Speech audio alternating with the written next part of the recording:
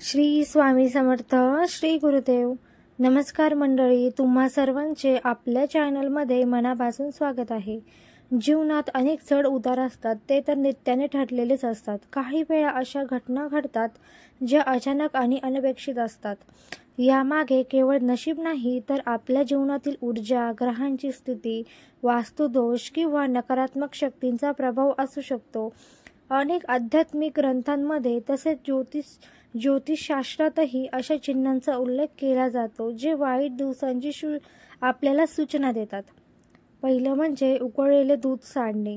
जर आपल्या घरामध्ये वारंवार उकळलेले दूध सांडत असेल किंवा दूध हे शुभतेचे प्रतीक मानले जाते, घरात दूध सतत सांडणे ही लक्ष्मीची नाराजी दर्शवते. आर्थिक अडचणी, कर्जबाजारीपणा किंवा व्यावसायिक तोट्यांची शक्यता दर्शवते. दुसरं म्हणजे घरात सतत भांडण होणे. कुटुंबातील सदस्यांमध्ये ताणतणाव, छोट्या छोट्या गोष्टींवर मोठे मोठे वाद होणे किंवा एकमेकांवर चिडचिड असणे, हे सर्व नकारात्मक शक्तीचं अस्तित्व दर्शवतात.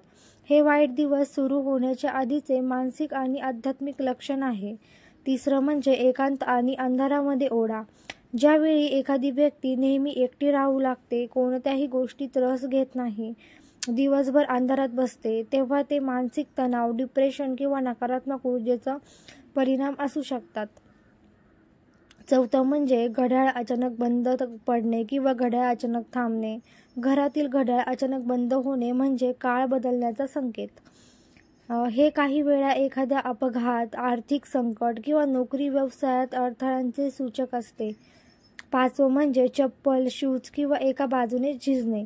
जेव्हा तुमचे चप्पल किंवा बूट एका बाजूने झिजत असेल, तेव्हा संतुलन बिघडण्याचे लक्षण, आपल्या जीवनातील चुकीचा मार्ग घेतला आहे हे दर्शवते, असा सूचक इशारा आपल्याला मिळतो.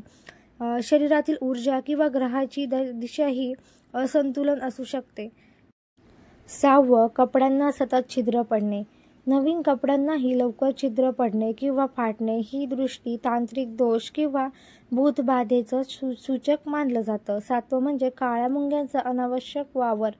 मुंग्या अन्नाच्या आकर्षणाने येतात, परंतु जर अन्न नसेल आणि तरीही त्या वस्तूमध्ये जाऊ लागल्या तर नकारात्मक ऊर्जेचा वास दर्शवतो. काही वेळा घरात अज्ञात शक्तीची उपस्थिती असू शकते. आठवं म्हणजे जेवताना तोंडातून आवाज येणे. हे सूक्ष्म शरीर किंवा आपल्या आतल्या चेतनेचा इशारा असतो की आपल्या शरीरात काहीतरी गडबड चालू आहे. अनेकदा आपण जे खातो ते योग्य नाही किंवा पचनाशी संबंधित त्रास येण्याची शक्यता असते. तर मंडळी, यावर उपाय काय करावेत तर ते आपण आता पाहूया. पहिलं म्हणजे दररोज घरात गंध, धूप, दिवा लावा. दुसरं, श्री स्वामी समर्थ, श्री दत्तगुरु किंवा आपल्या कुलदेवतेचा जप करा.